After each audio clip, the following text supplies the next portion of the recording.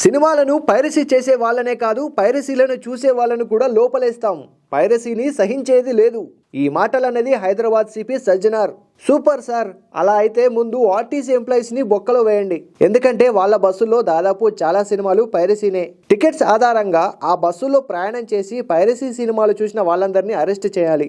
ఆ బస్సులను సీజ్ చేయాలి. అప్పుడు జైలు సరిపోవు కదా, ప్రతి ఇల్లు జైలుగా మార్చాల్సి వస్తుందేమో. చూసుకోండి సార్. కొద్ది కాలం క్రితం వరకు ఆర్టీసీ ఎండీగా ఉన్న మీరు కూడా బాధ్యులే. మీరు అన్నట్లే పైరసీకి పాల్పడిన వాళ్ళని కఠినంగా శిక్షించాలని కోరుకుంటున్నాం సార్. పైరసీ అనేది సినిమా థియేటర్స్ వాళ్ళే చేయిస్తున్నారు. ముందు అది అరికట్టండి. సినిమా వాళ్ళతో కూడా లింకులు ఉన్నాయట, వారి సంగతి చూడండి. నేను పైరసీ సినిమాలు చూస్తా అని రామ్ గోపాల్ వర్మ స్వయంగా చెబుతున్నాడు. ఫస్ట్ ఆయన్ని అరెస్ట్ చేయండి సార్. మల్టీప్లెక్స్ లో ఎంఆర్పీకి 5 రెట్లతో తినుబండారాలు అమ్ముతున్నారు. ఈ దోపిడీ మీకు కనిపించడం లేదా?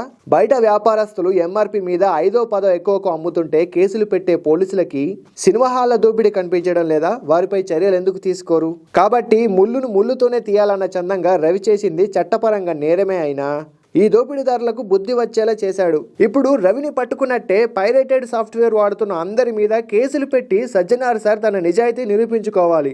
ఈ వీడియో నచ్చితే ఒక్క లైక్ కొట్టండి.